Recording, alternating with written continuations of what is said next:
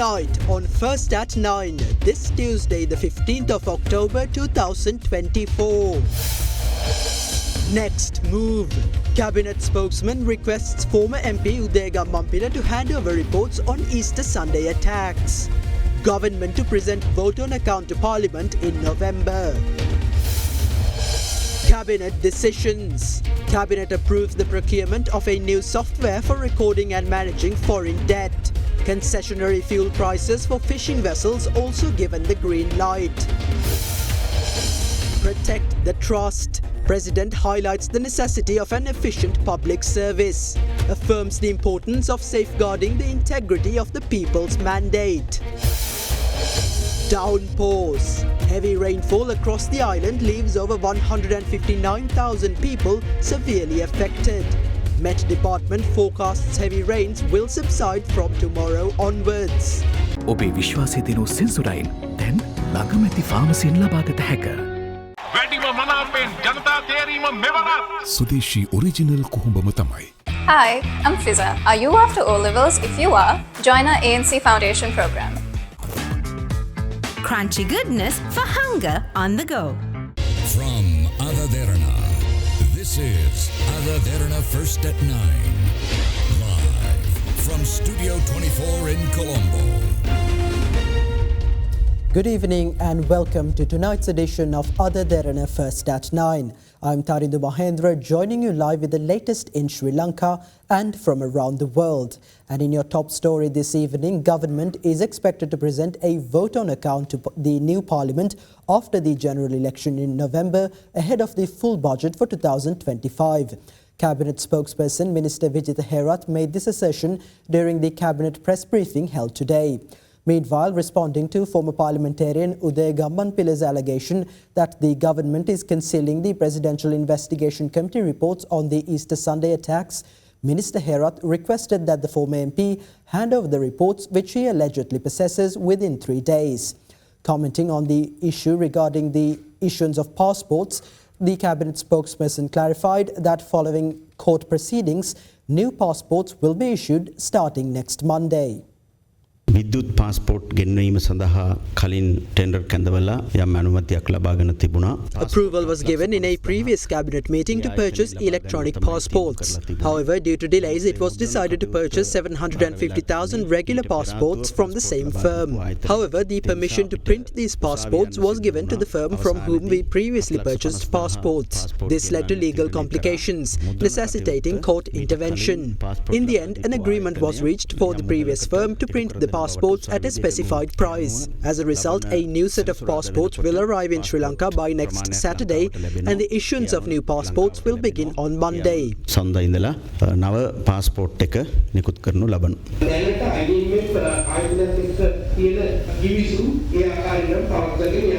දැනට IMF එකත් එක්ක අත්සන් කරලා තියෙන ගිවිසුම අපි වෙනස් කරලා නැහැ. We have not changed our agreement with the IMF. Our discussions with the IMF have focused on the restructuring of international sovereign bonds. In the future, we hope to amend recommendations that impose a heavy tax burden. යම් බරපැටවිලා තියෙන යෝජනා සංශෝධනය කරගන්න. අයවැයක් කරනවද vote on account එකක් තියෙනවද? දැනට අපි අදහසක ඉන්නේ. Currently, we are planning for a vote on account. Parliament is scheduled to convene on the 21st of November, and there isn't enough time to present a full budget by December. Therefore, we will present the vote on account first and then propose the budget at a later date. දැනට අදහස තියෙන්නේ vote on account එකක් ඉදිරිපත් කරලා ඊට පස්සේ අයව ඉදිරිපත් කරන්න. අද දවසේදී භාණ්ඩාගාර බැඳුම් කර නිකුතුවක් නිකුත් වෙන්න තිබෙනවා. දැන් වත්මන් ආණ්ඩුව පත් වුණාට පස්සේ අවස්ථා 4කදී මේ ආකාරයෙන් ළඟම ණය ගන්න හේතුවක් තියෙනවද ඇමතුමා? ඇත්තටම දැන් මේ ණය මතින් රට දුවන්නේ. The country is running on debt and no new income sources can be created overnight. As a result, we must continue using mechanisms to secure local loans. පහුගිය රජය කැබිනට් තීරණයක් ගත්තා උදයාර්ථ සෙනවිරත්න වාර්තාව අනුව වැටුප් වැඩි කිරීම සම්බන්ධව. ඒ වැටුප් සංශෝධනය ජනවාරි ඉඳන් ක්‍රියාත්මක වෙනවද? අපි හොයලා බැලුවම මුදල් අමාත්‍යාංශයෙන් කිසිදු අනුමැතියක් දීලා නැහැ. We have realized that the Finance Ministry did not approve this decision. The previous administration misled the public. public. We did not make such promises. We will review the situation and depending on our financial position, we will make a decision. The cabinet spokesman also replied to the allegations made by the Sarva Jana Balaya Executive Committee member Udaya Gamanpila on the Presidential Investigation Committee reports on the Easter Sunday terror attacks. Gammanpila මහත්මයා ළඟ ඒ වාර්තාව තියෙනවා නම් අපි දවස් 3ක් කල් දෙනවා පුළුවන් නම් ඒ වාර්තාව ගෙනල්ලා දෙන්න. If Udaya Gamanpila has those reports, we are giving him 3 days to hand them over. After we review all the government reports, we are entitled to reveal the details to the public. We also need to investigate how Udaya Gamanpila obtained those reports. If he was concealing them, that itself could be considered a crime. මෙච්චර කල් ගම්මන්පිල මහත්තයා ගාව මේ වාර්තා තියාගෙන හංගන් හිටියා නම් ඒකත් බරපතල අපරාධයක්. Horizon Campus 2024 Intake 2. Register now. චන්දුරුසුමේ කාගෙත් මන අපේ සිග TV සඳහා සුපිරි deal. Welcome to Cinnamon Life, South Asia's biggest entertainment hub, where awe awaits. කාගෙත් ප්‍රියතම මෙලිබන් බිස්කට් දැන් 30ක් සීනි අඩුවෙන්. රස දන්න කාටත් හරිෂෝ. Sadaharita Plantations Limited, celebrating 22 years of your trust. Now, government is said to obtain a new software for the recording and management of foreign debt. Approval to procure the software from the Commonwealth Secretariat was granted at yesterday's meeting of the Cabinet of Ministers. And with that, let's review some other key decisions made during the Cabinet meeting. The Fund for the International Development of Archives under the International Council on Archives has agreed to provide a grant of €7,000 for the establishment of platforms for the access to memory software and Archivematica software. The ICA has allocated this grant to cover part of the cost for Stage 1 of the project, which is already underway at the Sri Lanka National Archives. Consequently, approval has been granted to sign the charter for receiving the grant and to undertake the necessary actions for its implementation. In line with the decision taken at a cabinet meeting held in November 2013, approval has been granted to purchase locally produced medicines under the buyback agreement to encourage local pharmaceutical producers. The Ministry of Health has identified 49 local medicine manufacturers capable of supplying 455 medical products, including medicines. Approval has now been granted to enter into buyback agreements with these identified manufacturers for the supply of medical supplies, including locally produced medicines, for 1 year. This will not interfere with existing agreements or manufacturing procedures of the SPC. The Cabinet of Ministers has approved the appointment of Patirage Sandhya Kumudini Rajapaksha, a special grade officer of the Sri Lanka Scientific Service, as the new government analyst. Rajapaksha is currently serving as an additional government analyst. The Cabinet has also approved the procurement of the Commonwealth Meridian software from the Commonwealth Secretariat for the recording and management of foreign debt. Sri Lanka currently uses the Commonwealth Secretariat debt recording and management system, but the Commonwealth Secretariat recently suspended updates and annual license extensions for the software. Once the procurement proposal for the new software is obtained from the Commonwealth Secretariat, it will be subjected to the approval of the Procurement Committee. The Cabinet has also approved the provision of a 25 rupee per litre concession for fishing vessel owners who purchase diesel up to a maximum of 300,000 rupees per month. Additionally, a fishing industry recovery concession of 25 rupees per litre of kerosene will be granted to vessel owners who purchase kerosene as fuel up to a maximum of 15 litres per day for 25 working days per month. The maximum concession price for diesel has been set at 250 rupees per litre and for kerosene at 150 rupees per litre with a validity period of 6 months. This program ensures that fishing communities receive a 7.5% concession on the market price for diesel and a 12.5% concession on kerosene. These relief measures will be effective from the 1st of October this year. Approval has been granted to provide an additional 3,000 rupees to the monthly pension of government retirees effective next month. Furthermore, the fertilizer subsidy will be increased to 25,000 rupees per hectare for paddy farmers during the 2024-25 Maha season, with a maximum limit of 2 hectares per farmer. President Anura Kumara emphasised that Sri Lanka must take measures to reform its system of providing public services as citizens are dissatisfied with the current state of public service. The head of state made this statement during a progress review meeting held at the Ministry of Power and Energy today. During the meeting, the President also highlighted that the current mandate is supported by the determination of the citizens, adding that the support of public sector employees is crucial in safeguarding the integrity of the mandate. A progress review meeting was held today at the Ministry of Power and Energy under the patronage of President Anura Kumara. The discussion focused on how to achieve the ministry's targets for the next 3 years, as well as on the short-term and long-term relief measures that can be provided to the public. We all know that the energy sector is one of the most crucial sectors for a country's economic development. From a financial perspective as well, it is a significant area of focus. In our country, we have witnessed a prevailing sentiment. Where there is more money, there is more corruption. However, it is important for us to understand the voter demographic in the recent presidential election.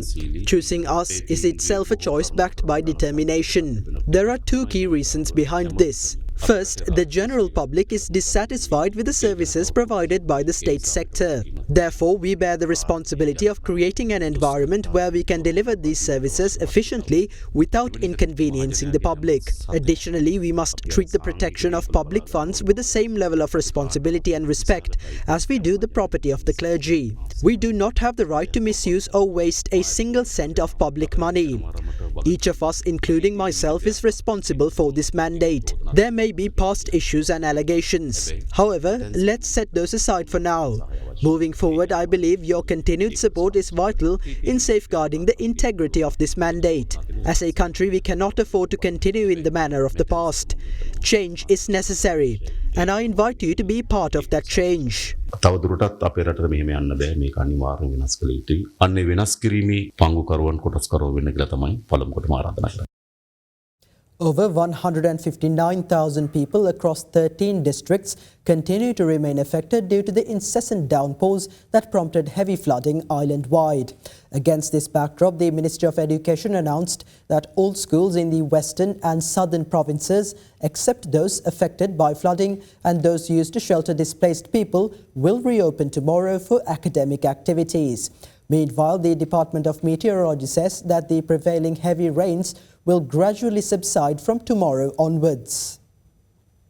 Several parts of Sri Lanka continue to receive heavy rainfall throughout the past few days owing to the low-level atmospheric disturbance around the country. Accordingly, the 126.1 mm highest rainfall of the past 24 hours was recorded from the Kalmune area in the Ampara district. Roads in several areas continue to remain underwater due to incessant rains. The floodwater has not receded in many areas, including Kalania and Kaduela, which were severely affected by the floods due to the overflowing of the river Kalani. The daily lives of the general public were severely disrupted as a result. Residents of Malvana claim that the Ambatala stormwater pumping station is malfunctioning, preventing the floodwater in the area from subsiding. In the meantime, the river Kalu reached a minor flood level in the Millakanda area today owing to the prevailing heavy rains. The Department of Irrigation says that the river again has reached a minor flood level in the Baddegam area and warns that the floodwater level will gradually increase. Low-lying areas along the river Nilvala continue to remain inundated due to the minor floods that occurred in the Panadugam area. The Irrigation Department requests the residents living in the river basin of the river Nilvala and low-lying areas along it to remain vigilant as the water level of the river will increase in the Talgagod area.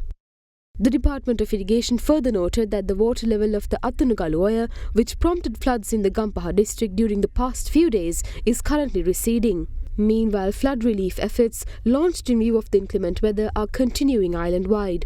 In view of the prevailing adverse weather, all schools in the Colombo, Gampaha, Kolonava and Kaduel education zones remain closed today. Meanwhile, the provincial secretariats of the southern and western provinces announced that the schools in the provinces which were closed due to heavy downpours and flooding will reopen tomorrow. However, schools affected by floods and those used as shelters for people displaced due to the prevailing adverse weather will continue to remain closed. The latest reports issued by the Disaster Management Centre stated that 159,511 people belonging to 40,758 families across 13 districts are affected by the prevailing adverse weather. The DMC further reported that 10,361 people belonging to 2,433 families are currently sheltering in safe locations across the country. The Met Department stated that the prevailing heavy rains in the southwestern part of the island will gradually subside from tomorrow onwards. Meanwhile, the National Building Research Organisation issued early landslide warnings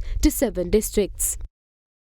Meanwhile, in yet another initiative to help those in need, Derana commenced a program to provide relief to those affected by the prevailing inclement weather. Accordingly, Derana teams commenced distribution of cooked food among those affected by the adverse weather in the Colombo and Gampaha districts starting last night. The initiative continued for the second consecutive day today.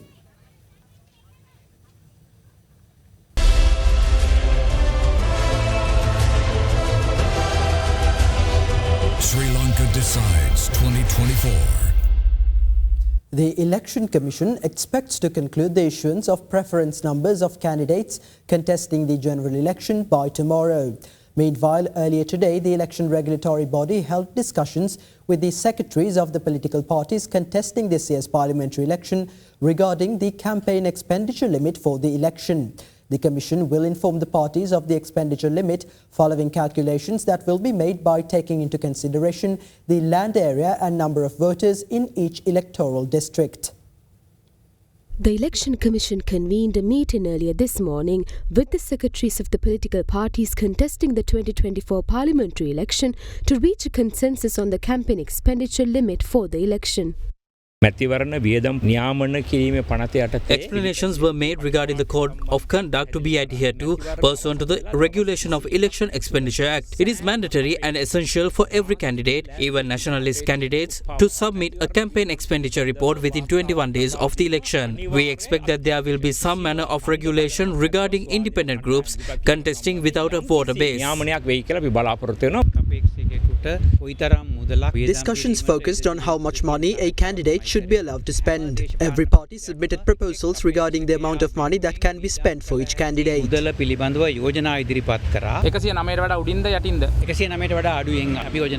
proposed that it should be less than 109 rupees. The Election Commission informed us that they will make calculations by taking into consideration the land area and number of voters in each district. The Commission will then decide the amount of money that can be spent on behalf of each candidate.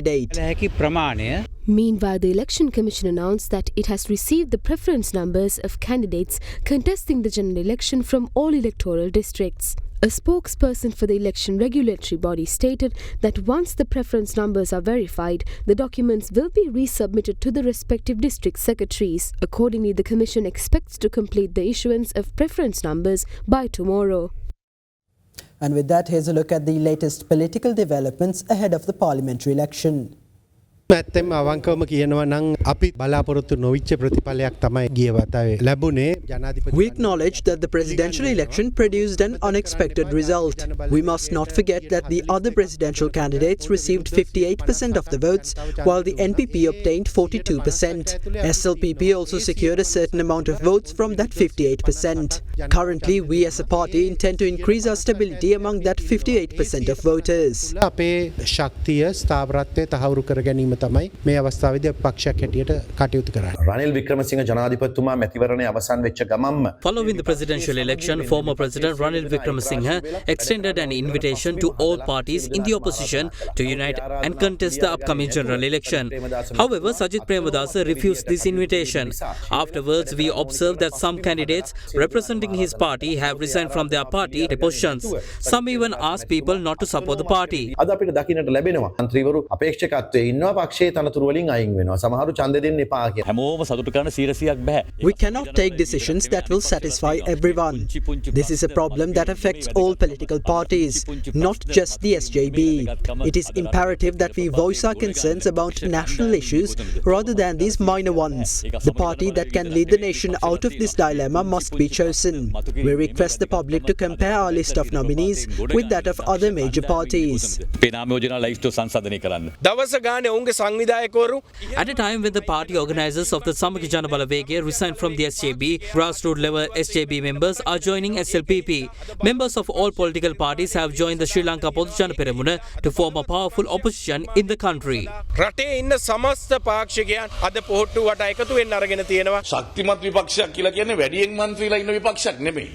a strong opposition does not necessarily mean having more members of parliament. A country's opposition should be powerful in terms of quality. When Sajith Premadasa was the opposition leader, he never commended the efforts of the government. We will not create an opposition that aims to secure power by destabilizing the nation. Our goal is to create an opposition that is capable of assuming power if the government falters. ආණ්ඩුව වැටෙනවා නම් ඒ වෙලාවට බලය ගන්න හැකියාව තියෙන විපක්ෂයක් නිර්මාණය කිරීම තමයි අපේ ප්‍රධාන අරමුණ වෙලා තියෙන්නේ.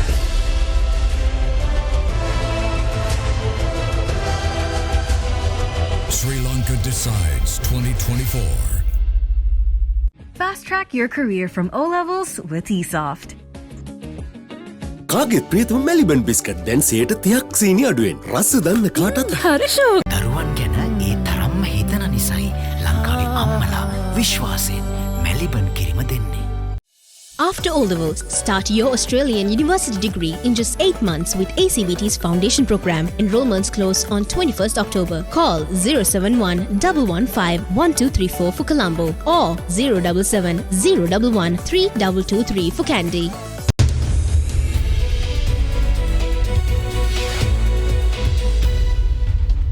Welcome back. Chief Operating Officer of Brown & Company PLC, Mangala Vijay Singha, has been appointed as the new Chairman and Chief Executive Officer of the Export Development Board.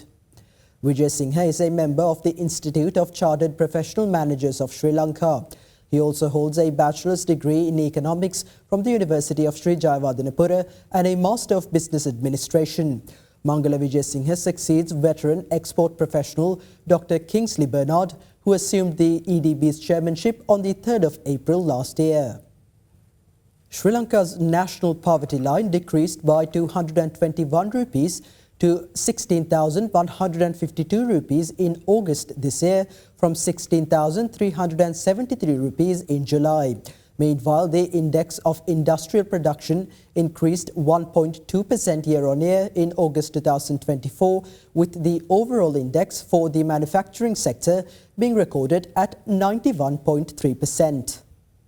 According to the latest report of the Department of Census and Statistics, the official national poverty line for August 2024 was recorded at 16,152 rupees. This is a slight decrease of 221 rupees compared to the 16,373 rupee figure in July. Meanwhile, the official poverty line for Colombo stood at 17,420 rupees in August this year, marking a 239 rupee decrease from the 17,659 rupee figure in July. Meanwhile, the Department of Census and Statistics also reported that the year-on-year index of industrial production increased by 1.2% year-on-year in August 2024. The overall index for the manufacturing sector increased to 91.3% in August this year from 90.2% in the corresponding period last year.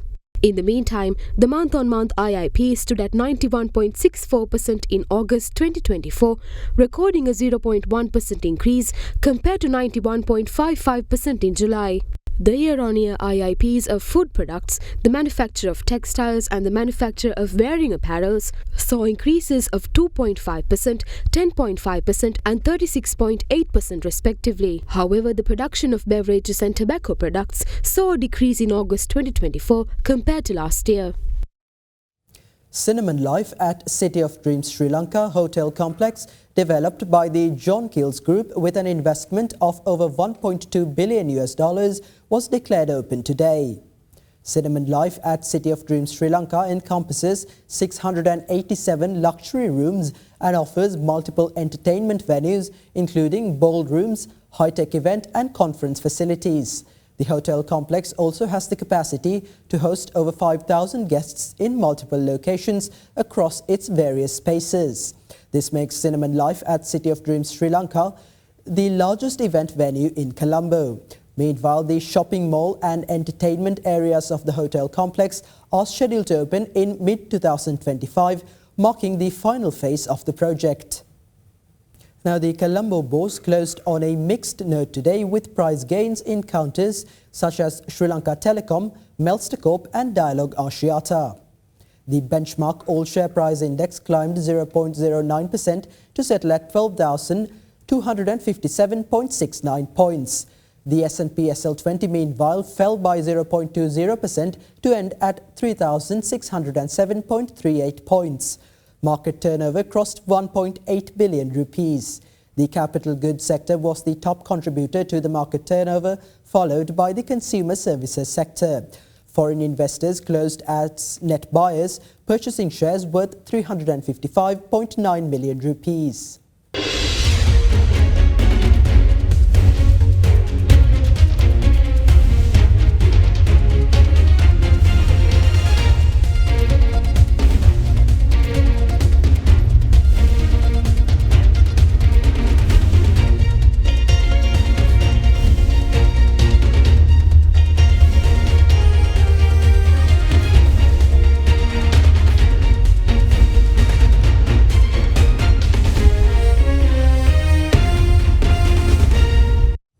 And with that, we wrap up tonight's edition of First at 9. Thank you for joining and have a good night.